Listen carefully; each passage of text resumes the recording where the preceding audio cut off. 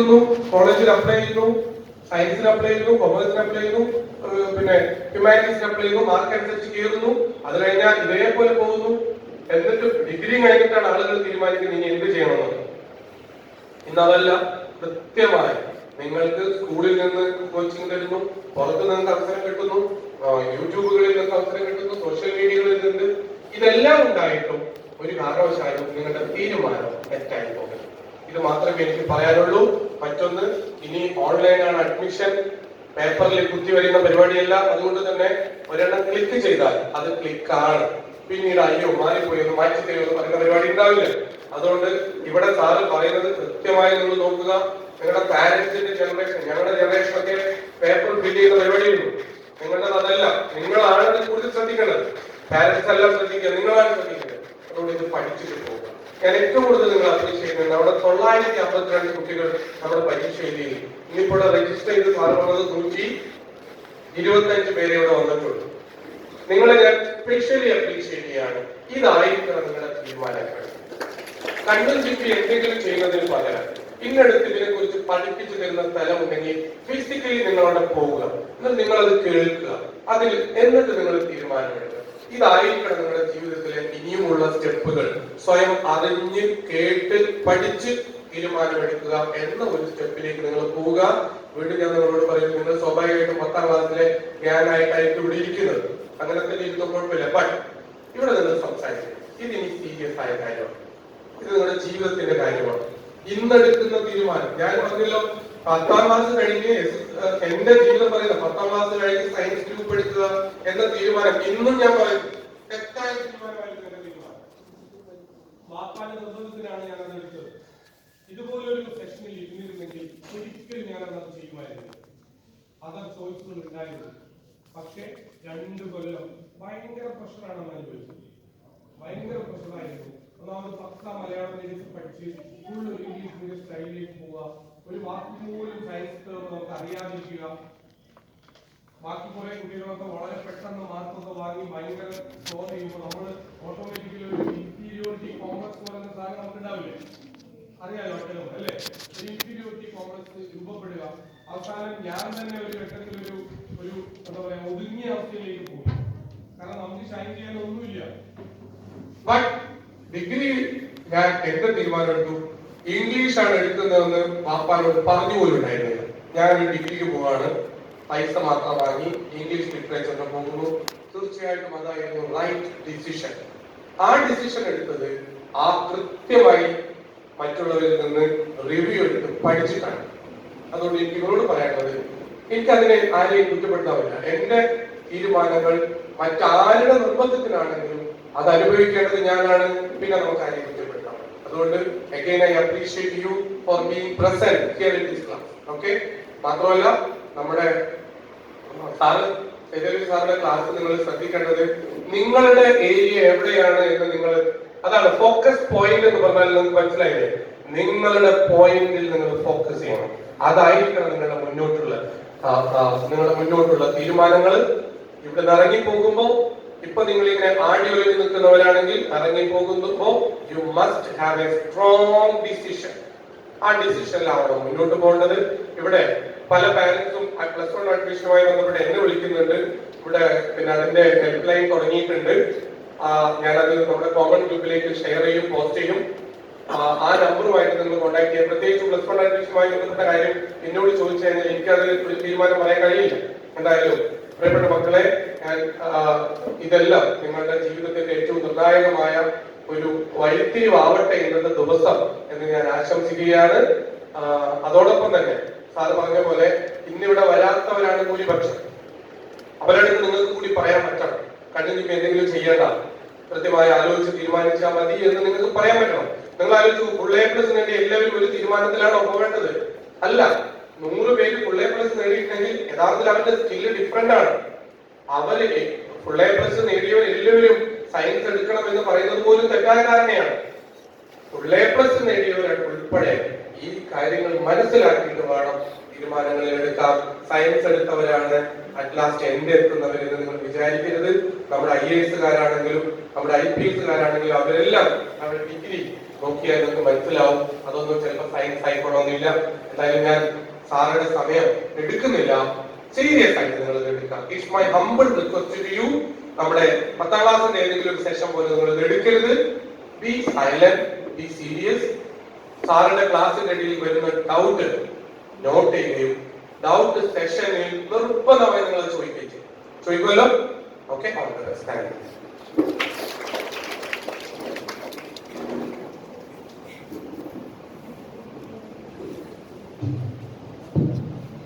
Thank you sir. അടുത്തായി നമ്മുടെ രണ്ടാമത്തെ സെഷനിലേക്ക് കിടക്കുകയാണ്.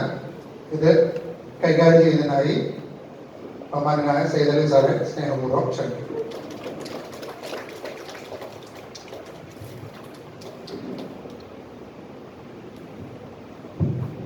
പ്രിയപ്പെട്ട വിദ്യാർത്ഥികളെ, നമ്മുടെ പ്രിൻസിപ്പളും HMO ഒക്കെ അവരുടെ തന്നെ എക്സ്പീരിയൻസ് നിങ്ങളുമായി പങ്കുവച്ചു. തീരുമാനങ്ങൾ എടുക്കുന്ന ആ സമയം, അതിന്റെ പ്രാധാന്യത്തെ കുറിച്ച് വ്യക്തമാക്കി. ഞാൻ അവിടെ ഇങ്ങനെ ഇരിക്കുമ്പോൾ നിങ്ങളെല്ലാവരും ഇങ്ങനെ ഭയങ്കര റിസർവ്ഡ് ആയിരിക്കുന്നത് കണ്ടപ്പോൾ വിചാരിച്ചിരുന്നു എൻ്റെ ഒരു എക്സ്പീരിയൻസ് പറയാം. അപ്പോൾ ഈ മൂന്നാമതൊരു എക്സ്പീരിയൻസ് കൂടി താങ്ങാനുള്ള ശേഷി നിങ്ങളുടെ മുഖത്ത് കാണാത്തത് കൊണ്ട് നമുക്ക് കുറഞ്ഞ സമയം കൊണ്ട് നമ്മുടെ ഈ ഒരു സെഷനിലേക്ക് കടന്ന് അത് പൂർത്തിയാക്കി നിങ്ങളുടെ വീട്ടിലേക്ക് പറഞ്ഞു വിടണമെന്നാണ് എൻ്റെ ആഗ്രഹം. അപ്പൊ ജസ്റ്റ് ഞാനൊരു കോട്ട് പറഞ്ഞുകൊണ്ട് ഇതിലേക്കൊരു സ്റ്റാർട്ടിങ് കൊടുക്കാം. വിജയികളായവരൊന്നും വ്യത്യസ്തമായ കാര്യങ്ങൾ ചെയ്യുന്ന ആളുകളല്ല. വിജയികളായവരൊന്നും വ്യത്യസ്തമായ കാര്യങ്ങൾ ചെയ്യുന്ന ആളുകളൊന്നുമല്ല. പക്ഷെ അവര് കാര്യങ്ങൾ വ്യത്യസ്തമായി ചെയ്യുന്നവരാണ്. ഈ കോട്ടങ്ങൾ എവിടെയും കേട്ടിട്ടുണ്ടോ? അങ്ങനെ റിസർവ്ഡ് ആയിരിക്കണ്ട, ഒന്ന് ശ്വാസം വിട്ടിരുന്നോ? കുഴപ്പമില്ല. കേട്ടിട്ട് എവിടെയെങ്കിലും? ശിവ് ഖേര എന്ന് പറഞ്ഞിട്ട് ഒരാളുടെ ഒരു ബുക്ക് ഉണ്ട്, യു ക്യാൻ വിൻ. ആ ബുക്കിനെ കുറിച്ച് പല പ്രസംഗങ്ങളിലൊക്കെ ഇങ്ങനെ പറയും. കേട്ടിട്ടുണ്ടാവും ചിലപ്പോ. ആരും കേട്ടിട്ടില്ല, കേട്ടാരുമില്ല. അങ്ങനെയുണ്ട്. നിങ്ങൾക്ക് വേണമെങ്കിൽ വാങ്ങി വായിക്കാം. യു ക്യാൻ വിൻ, നിങ്ങൾക്കും വിജയിക്കാം. അതിൽ നിന്നുള്ളൊരു കോട്ടാണ്. Winners don't do different things, but they are doing things different. അപ്പൊ നമ്മൾ നേരത്തെ പറഞ്ഞു, നമ്മുടെ സ്കൂളിൽ 950, 54, 59 കുട്ടികൾ SSLC പാസ്സായിട്ടുണ്ട്. SSLC പാസ്സായതിനു ശേഷം ഇനി എന്ത് എന്നുള്ള കാര്യങ്ങളെ കുറിച്ച് ഒരു ചെറിയൊരു സെഷൻ നമ്മുടെ സ്കൂളിൽ നടക്കുന്നുണ്ട്. നിങ്ങളുടെ ക്ലാസ് ഗ്രൂപ്പുകളിലൊക്കെ ആ അറിയിപ്പ് നിങ്ങൾക്ക് കിട്ടി. എന്നിട്ട് ഇവിടെ 954, 59, 60 പേര് വന്നോ? ഇല്ല, ഒരു 125ഓളം പേര് എത്തിച്ചേർന്നിട്ടുണ്ട്. അപ്പൊ നിങ്ങളാണ് ആ വിജയികൾ. ഇവിടെ വന്നതുകൊണ്ട് വിജയിച്ചെന്നല്ല, കാര്യങ്ങൾ വ്യത്യസ്തമായിട്ട് ചെയ്യാൻ ആഗ്രഹിക്കുന്ന ആളുകളാണ്. ആ ഒരു ചിന്താഗതി നിങ്ങൾ നിലനിർത്തുക, അത് നിങ്ങളുടെ ജീവിതത്തിൽ ഫോളോ ചെയ്യുക. അപ്പൊ നിങ്ങൾക്ക് എന്ത് ചെയ്യും? ഓട്ടോമാറ്റിക്കായിട്ട് വിജയങ്ങൾ ഉണ്ടാവും. അപ്പൊ ആദ്യമായിട്ട് നിങ്ങളെ ഞങ്ങൾ എല്ലാവർക്കും വേണ്ടി അഭിനന്ദിക്കുകയാണ്. നിങ്ങൾ എല്ലാവരും നിങ്ങളുടെ ജീവിതത്തിലെ പ്രധാനപ്പെട്ട ഒരു ടേണിംഗ് പോയിന്റ് അവിടെ എത്തി നിൽക്കുകയാണ്. സക്സസ്ഫുള്ളി കംപ്ലീറ്റ് ചെയ്ത്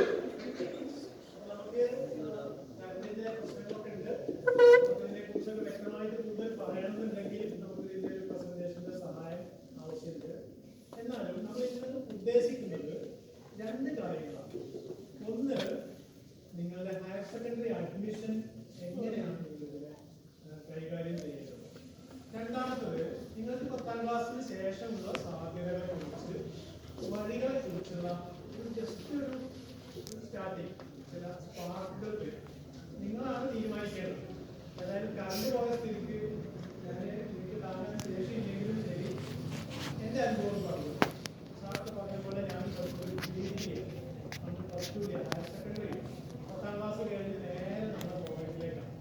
ഇപ്പൊ നിങ്ങൾ +2 കഴിഞ്ഞിട്ടാണെന്ന് പോകുന്നത് അല്ലെ? എൻ്റെ വീട്ടിലാണെങ്കിൽ എഴുത്തുമായാലും അറിയാത്ത ഒരു കുട്ടി, പ്രാഥമിക വിദ്യാഭ്യാസം മാത്രമുള്ള, ലോകപരിചയം കൊണ്ട് മാത്രം ജീവിച്ച വാപ്പയാണുള്ളത്.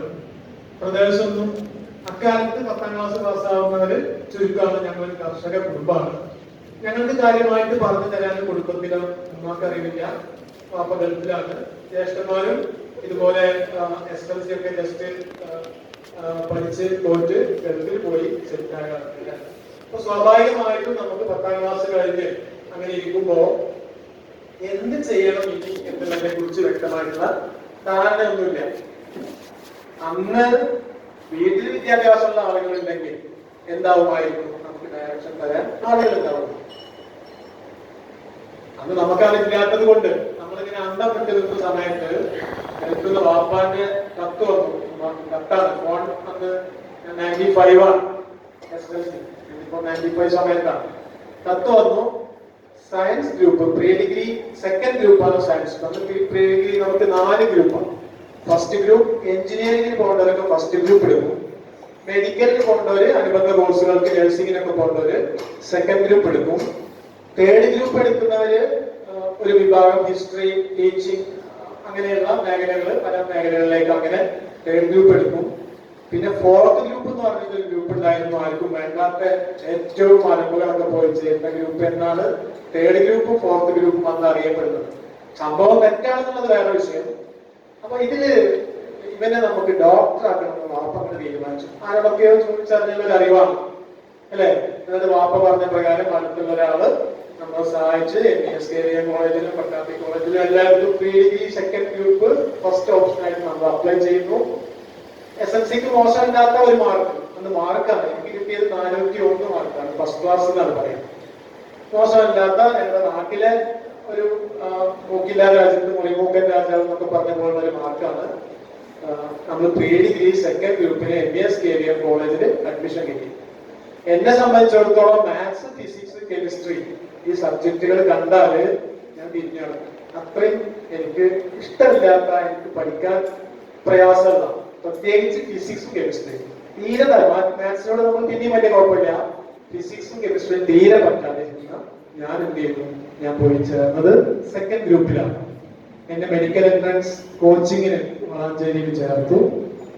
ഒരു 6 മാസം കൊണ്ട് തന്നെ എനിക്ക് മനസ്സിലായി എന്ത്, എനിക്ക് പറ്റിയ പണിയല്ല ഫിസിക്സും കെമിസ്ട്രി പഠിക്കുക.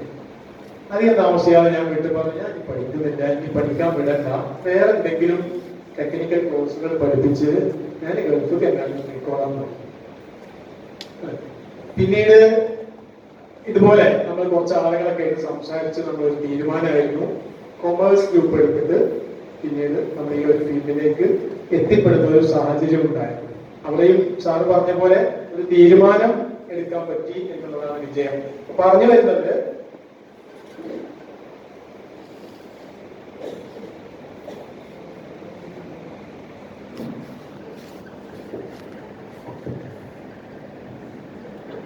ബോറടിക്കുന്നെങ്കിൽ പറയണട്ടോ.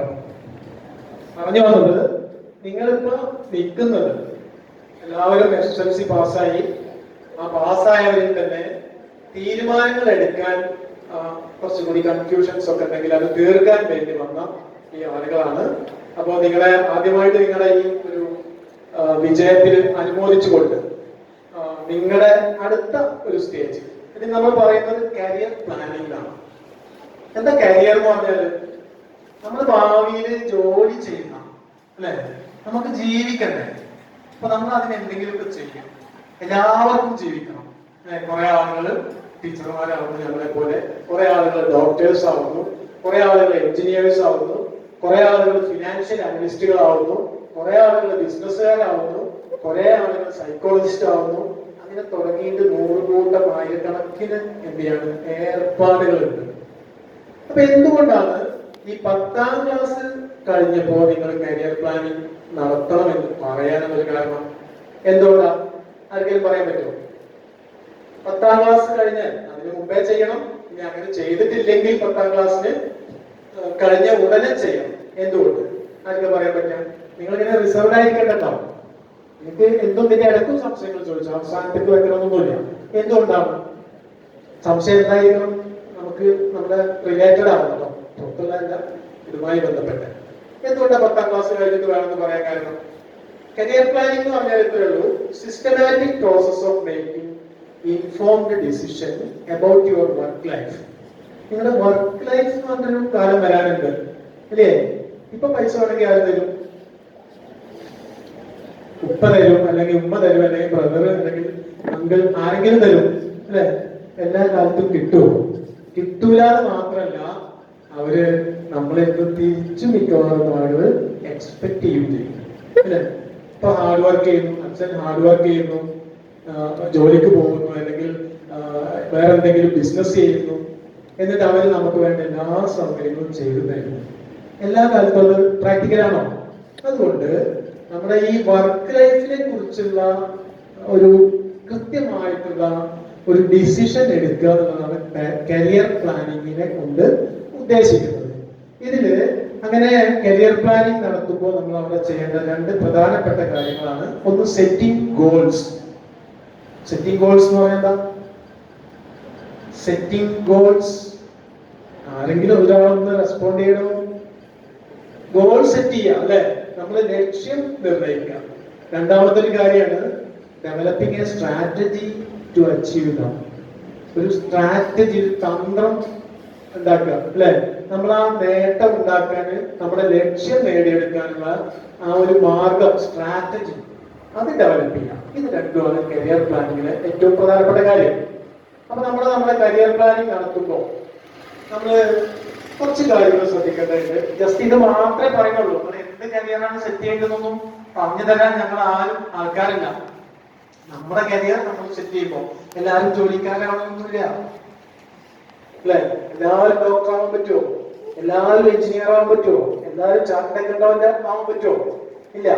അപ്പോ നമ്മളത് സെറ്റ് ചെയ്യുന്നതിന് മുമ്പ് കരിയർ പ്ലാനിങ് എന്ന് പറയുമ്പോൾ അതിന്റെ ആദ്യത്തെ സ്റ്റെപ്പ് എന്ന് പറഞ്ഞാല് നോ യുവർ സെൽഫ്.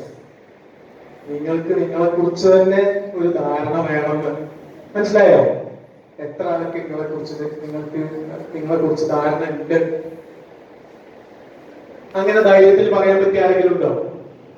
എല്ലാവരും പറയും, എന്നെ കുറിച്ച് എനിക്ക് വ്യക്തമായിട്ട് അറിയാം. ഇല്ലെങ്കിൽ ഇതാണ് ആദ്യ സ്റ്റെപ്പ്. നിങ്ങളെ കുറിച്ച് തന്നെ ചിന്തിക്കുക അല്ലെ. എനിക്ക് എന്റെ വാല്യൂസ് എന്തൊക്കെയാണ്, താല്പര്യങ്ങൾ എന്തൊക്കെയാണ്, സ്ട്രെങ്ത് എന്തൊക്കെയാണ്, ട്രെയ്റ്റ്സ് എന്തൊക്കെയാണ്, ആംബിഷൻസ്, എന്റെ ആഗ്രഹങ്ങൾ എന്തൊക്കെയാണ്, അതാണ് ചിന്തിക്കേണ്ടത്. No your self. നിങ്ങൾ 10ാം ക്ലാസ് കഴിഞ്ഞ് ഏത് കോഴ്സ് ചൂസ് ചെയ്യുന്നത് ചിന്തിക്കുന്നതിന് മുമ്പ് ആലോചിക്കേണ്ടത് ഞാൻ ആരാണ് അല്ലെ. ഞാൻ ആരാണെന്ന് അല്ല, താൻ ആരാണെന്ന് അങ്ങനെ ചിന്തിക്കുക. നമ്മൾ പഴഞ്ച സാധനങ്ങളായതുണ്ടാവും. താൻ ആരാണെന്ന് തനിക്കറിയില്ലെങ്കിൽ താൻ സിനിമയിലേ ഓക്കെ അറിയാം. അപ്പൊ എന്തായാലും നമ്മൾ സ്വയം വിലയിരുത്തുക എന്നുള്ളതാണ് ആദ്യഘട്ടം. രണ്ടാമത്തത് എക്സ്പ്ലോർ ഓപ്ഷൻസ്. നിങ്ങൾ ഒരു ഉദാഹരണമായിട്ട് പാട്ട് പാടാൻ ഭയങ്കര താല്പര്യമുള്ള ആളുകളുടെ കൂട്ടത്തിലില്ലേ? ഉണ്ടോ? ആരുമില്ല, പാടണ്ട. പിന്നെ വേറെ കുക്കിങ്ങിന് ഭയങ്കര ക്രൈസ് ഉള്ള ആൾക്കാരുണ്ടാവും. കുക്കിംഗ്, ഭക്ഷണം ഉണ്ടാവും. ആരെങ്കിലും ഉണ്ടോ? ഉണ്ടോ? ആരാണ്? എവിടെ? ഒന്നേറ്റിക്കണോ? ആരാണ്? എന്താ നമ്മൾ ആദ്യം വേണ്ട ഒരു സാധനം കോൺഫിഡൻസ് ആണ് അല്ലെ. കോൺഫിഡൻസ് ഇല്ലാതെ എങ്ങനെ നമ്മൾ അടുത്തൊരു സ്റ്റേജിലേക്ക് പോവാം? ഓക്കെ, എന്തായാലും നമ്മൾ കൂടുതൽ ഇത് പറയുന്നില്ല. No your self, explore options. നമ്മൾ സാധ്യതകൾ എക്സ്പ്ലോർ ചെയ്യാം. ഓപ്ഷൻസ്, നമ്മുടെ മുമ്പിലുള്ള സാധ്യതകൾ, occupational research, industry trends, career options four degree etcetera. നമ്മളിപ്പോ പഠിച്ചു കഴിഞ്ഞാല് നമുക്കുള്ള സാധ്യതകളെ കുറിച്ചുള്ള പഠനം അല്ലെ. Industry trend. ഇൻഡസ്ട്രി ട്രെൻഡ് എന്ന് പറഞ്ഞാൽ നമ്മൾ ഓരോ സമയത്തും നമ്മുടെ ട്രെൻഡുകൾ മാറുകയാണ്. ട്രെൻഡ് മീൻസ് എന്തല്ല, നമ്മള് ഷർട്ടും പാന്റും അല്ലെങ്കിൽ ഡ്രസ്സിലുള്ള ട്രെൻഡ് പോലെയല്ല. ജോബ് ട്രെൻഡുകൾ, ബിസിനസ് ട്രെൻഡുകൾ, ഇൻഡസ്ട്രി ട്രെൻഡുകൾ, ഇതൊക്കെ മാറുകയാണ്. അപ്പൊ നമ്മൾ അപ് ടു ഡേറ്റ് ആയിരിക്കണം. എന്തൊക്കെ മാറ്റങ്ങളാണ് ലോകത്ത് വരുന്നത് എന്നുള്ളതിനെ കുറിച്ചിട്ട് പഠിക്കുക. നമ്മൾ പണ്ട് കാലത്ത് ടൈപ്പ് റൈറ്റിംഗ് കൊണ്ട് ഒരുപാട് ഇൻസ്റ്റിറ്റ്യൂട്ടുകൾ ഉണ്ടായിരുന്നു. ടൈപ്പ് റൈറ്റർ എന്ന് പറഞ്ഞൊരു മെഷീൻ ഉണ്ടായിരുന്നു. ആരും കണ്ടിട്ടുണ്ടോ ടൈപ്പ് റൈറ്റിംഗ് മെഷീൻ? എന്തായാലും 10ാം ക്ലാസ് കഴിഞ്ഞാൽ കുട്ടികൾ ടൈപ്പിങ്ങിന് വരും. പഴയ സിനിമ ഒക്കെ കണ്ടു കഴിഞ്ഞാൽ കാണും അതിന് ടൈപ്പ് റൈറ്റിങ്ങിന് പോവാ, വൈന്ന് പിന്നെ പലരും കൂടുക അല്ലെ, റിലേഷൻഷിപ്പ് എന്നുള്ള ഭാഷയിൽ ഉണ്ടാക്കുക, അങ്ങനെയൊക്കെയുള്ള സംഭവങ്ങൾ. അപ്പൊ ആ ടൈപ്പ് റൈറ്റിംഗ് അതൊരു കാലഘട്ടമായിരുന്നു. ഇന്ന് ടൈപ്പിങ്ങിന് പോയിട്ട് വരെ കാര്യമുണ്ടോ? കാര്യമില്ല അല്ലെ. ടൈപ്പ് റൈറ്റർ മെഷീൻ എന്ന് പറഞ്ഞാൽ ഉപയോഗത്തിൽ ഇല്ലാത്ത ഒരു സാധനമായി മാറി. അപ്പൊ അങ്ങനെ ഇൻഡസ്ട്രി ട്രെൻഡുകളും സോഷ്യൽ ട്രെൻഡുകളും എക്കണോമിക് ട്രെൻഡുകളും എല്ലാം നമ്മൾ അനലൈസ് ചെയ്യുക. ഡിഗ്രിക്ക് പ്ലസ് ടു കഴിഞ്ഞാൽ നിങ്ങൾ എന്തെങ്കിലും കോഴ്സിന് പോകലോ, ഡിഗ്രി ഓപ്ഷൻസിനെ കുറിച്ച് ആലോചിക്കുക. Then മൂന്നാമത്തെ സ്റ്റെപ്പാണ് ഗെറ്റ് ഫോക്കസ്ഡ്. നമ്മളെ കുറിച്ച് ആദ്യം പഠിച്ചു, എനിക്ക് എന്താണ് താല്പര്യം അല്ലെ. മാത്തമാറ്റിക്സിൽ ഒരു തരത്തിലും ഇൻട്രസ്റ്റ് ഇല്ലാത്ത ഒരാള്, മാത്സ് കണ്ടാൽ ഓടണം തിരിച്ചടിക്കുന്ന ആള്, പക്ഷെ ഫുൾ എ പ്ലസ് ഉണ്ട്. അപ്പൊ നാട്ടുകാരൊക്കെ പറയുന്നത് ഫുൾ എ പ്ലസ് കിട്ടിയാൽ സയൻസ് ആണ്, അപ്പൊ സയൻസ് എടുക്കേണ്ട ആവശ്യമില്ല. അതേസമയം സയൻസിനോട് അല്ലെങ്കിൽ ഫിസിക്സ്, കെമിസ്ട്രി, മാത്തമാറ്റിക്സ് അടങ്ങാത്ത ആവേശമുള്ള ഒരാള് അല്ലെ, അവന് 2 A+, 3 A+ ഉള്ളൂ, അവന് എന്ത് തന്നെ ചൂസ് ചെയ്യാം, സയൻസ് തന്നെ ചൂസ് ചെയ്യാം. സാന്ദർഭികമായിട്ട് മാർക്ക് കുറഞ്ഞു പോയതാണ് ഒരു പക്ഷേ. ഓക്കെ, അപ്പൊ നമ്മുടെ ഗ്രേഡിനെ ബേസ് ചെയ്തല്ല എന്ത് ചെയ്യേണ്ടത്, നമ്മൾ തീരുമാനം എടുക്കേണ്ടത് നമ്മുടെ കഴിവും. Okay, no your self, explore options, get focused, action planning, goal setting and decision making. തീരുമാനങ്ങൾ എടുക്കാം. ദെൻ ടേക്ക് ആക്ഷൻ, നമ്മൾ പ്രവർത്തിക്കാം. ഇതാണ് കരിയർ പ്ലാനിങ്ങിന്റെ സ്റ്റെപ്പുകൾ. അതിന് കൂടുതൽ ഫോക്കസ് ചെയ്യുന്നില്ല. കരിയർ പ്ലാനിങ് പ്രോസസ് നമുക്ക് കുറെ പോയിന്റുകളുണ്ട്. നിങ്ങൾക്ക് സംശയങ്ങൾ ക്ലിയർ ചെയ്യാനുള്ള സമയം പോകുന്നതോട് നമ്മൾ ഇതൊക്കെ സ്കിപ്പ് ചെയ്ത് പോകും. 10ാം ക്ലാസ്സിന് ശേഷം നമുക്ക് എന്തൊക്കെ പഠിക്കാൻ പറ്റുന്നതാണ് പഠിക്കുന്നത്. 10ാം ക്ലാസ്സിന് ശേഷം എന്താണ് പഠിക്കാൻ പറ്റുക, എന്താണ് 10ന് ശേഷം പഠിക്കുന്നത്? ഒന്ന് റെസ്പോണ്ട് ചെയ്യും. +2, +1, +2. 10ാം ക്ലാസ്സിന് ശേഷം ഹയർ സെക്കൻഡറി. അതല്ലാത്ത എന്തെങ്കിലും ഓപ്ഷൻ അറിയാം? പോളിടെക്നിക് എന്നറിയാം. രണ്ടാം പറഞ്ഞാൽ മതി, ഞാൻ പറയുന്നില്ല. 10ാം ക്ലാസ്സിന് ശേഷം ഹയർ സെക്കൻഡറി ഉണ്ട്, പോളിടെക്നിക് ഉണ്ട്. വേറെ എന്തെങ്കിലും ഉണ്ടോ?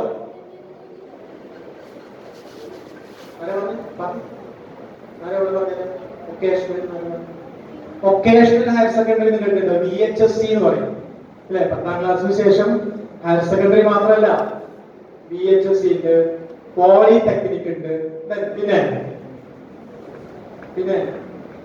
പിന്നെന്താ, ITIകളുണ്ട്. ITI ഇൻഡസ്ട്രിയൽ ട്രെയിനിങ് ഇൻസ്റ്റിറ്റ്യൂട്ടുകളുണ്ട്, ITCകളുണ്ട്, ഇൻഡസ്ട്രിയൽ ട്രെയിനിങ് സെന്ററുകളുണ്ട്. മറ്റനേകം സ്ഥാപനങ്ങൾ നമുക്ക് പഠിക്കാനുണ്ട്. ഹയർ സെക്കൻഡറി മാത്രമല്ല, നമുക്ക് പ്രിന്റിംഗ് ജോബ് പഠിക്കണം. പ്രിന്റിംഗ് ജോബ്, പ്രിന്റിംഗ് മെഷീൻ എങ്ങനെയാണ് പ്രോബ്ലം, ഓഫ്സെറ്റ് പ്രിന്റിംഗ് അല്ലെ, അതിനുള്ള സാധ്യത ITI ITCകളിലുണ്ട് അല്ലെ. നമുക്ക് ആയുർവേദ ഫാർമസിസ്റ്റ് 10ാം ക്ലാസ് കഴിഞ്ഞാൽ പോകാൻ പറ്റും അല്ലെ. ഹോമിയോ ഫാർമസിസ്റ്റ്, ആയുർവേദ മരുന്നുകളെ കുറിച്ചുള്ള പഠിച്ച് അതൊക്കെ എടുത്തു കൊടുക്കാൻ പറ്റുന്ന, ഗവൺമെന്റിലൊക്കെ പെട്ടെന്ന് ജോലി കിട്ടുന്ന ഒരു പൊസിഷനാണ് Ayurveda pharmacist course, homeo pharmacist course അല്ലെ, സിദ്ധ ഫാർമസി കോഴ്സ്. ഇതൊക്കെ ഉണ്ട്. അപ്പൊ നമുക്ക് ഹയർ സെക്കൻഡറി എന്നുള്ള ഒരു ഓപ്ഷൻ മാത്രമല്ല നിങ്ങളുടെ മുമ്പിലുള്ളത്. ക്ലിയർ ആണോ? 10ന് ശേഷം +2 അല്ല, 10ന് ശേഷം ഒരുപാട് ഓപ്ഷൻസ്. അപ്പൊ അതൊക്കെ നിങ്ങൾ എന്ത് ചെയ്യണം? ഇപ്പൊ നമുക്ക് വിവരങ്ങൾ കിട്ടാൻ ഇങ്ങനെ ക്ലാസ് ഒന്നും വേണ്ട. ഇങ്ങനെയുള്ള ക്ലാസ്സിന്റെ ഗുണം എന്ന് വെച്ചാൽ നിങ്ങൾക്ക് നമ്മളോട് ചോദിക്കാൻ, അപ്പം തന്നെ ചോദിച്ചാൽ അപ്പം തന്നെ അറിയുന്ന കാര്യങ്ങളിൽ റിപ്ലൈ കിട്ടുന്നുള്ളതാണ് അല്ലെ. ഓക്കെ അല്ലെ? ബോറടിക്കണ്ട. ഓക്കെ, അപ്പൊ 10 നമ്മൾ പറഞ്ഞു ഒരു ക്രിട്ടിക്കൽ ജംഗ്ഷനാണ്. അപകടകരമായിട്ടുള്ള, വളരെ ബുദ്ധിമുട്ടുള്ള, അല്ലെങ്കിൽ ക്രിട്ടിക്കൽ പറയുന്ന വാക്കിന്റെ മീനിങ് മലയാളം, ക്രിട്ടിക്കലിന്റെ മലയാളം മനസ്സിലായല്ലോ. ക്രിട്ടിക്കൽ ആയിട്ടുള്ള ജംഗ്ഷനാണ് 10ാം ക്ലാസ്. എന്തുകൊണ്ട്? 10ന് ശേഷം നമ്മൾ കുറച്ച് കോഴ്സുകളിലേക്ക് ഒതുങ്ങും. 10 വരെ നിങ്ങൾ ഫിസിക്സും പഠിച്ചു, കെമിസ്ട്രി പഠിച്ചു, ബയോളജി പഠിച്ചു, മാത്തമാറ്റിക്സും പഠിച്ചു, സോഷ്യൽ സയൻസും പഠിച്ചു, ജോഗ്രഫി പഠിച്ചു, എക്കണോമിക്സും പഠിച്ചു, ക്യാഷ് ബുക്കും പഠിച്ചു, എല്ലാം പഠിച്ചു. എല്ലാം കൂടി പഠിക്കായിരുന്നു. ഇനി നിങ്ങൾ സയൻസ് ആണെങ്കിൽ സയൻസ് സബ്ജക്റ്റുകൾ മാത്രമേ പഠിക്കൂ. കൊമേഴ്സ് ആണെങ്കിൽ കൊമേഴ്സ് സബ്ജക്റ്റുകളിലാണ് നിങ്ങൾ ഫോക്കസ് ചെയ്യുക. ഹ്യൂമാനിറ്റീസ് ആണെങ്കിൽ ഹ്യൂമാനിറ്റീസ്. ഈ 3 വിഭാഗത്തിലും ഒരുപാട് ഡിഫറെന്റ് ഓപ്ഷൻസ് ഉണ്ട്. അല്ലെങ്കിൽ പിന്നെ നിങ്ങൾ VHSCയിലായിരിക്കും, അല്ലെങ്കിൽ ITIയിലായിരിക്കും, അല്ലെങ്കിൽ പോളിടെക്നിക്കിലായിരിക്കും. അതുകൊണ്ട് തന്നെ 10 കഴിഞ്ഞ് അടുത്ത കോഴ്സ് ചൂസ് ചെയ്യുന്നതിന് മുമ്പ് എന്തുണ്ടായിരിക്കണം? നിങ്ങളൊരു ഡിസിഷൻ നിർബന്ധമായി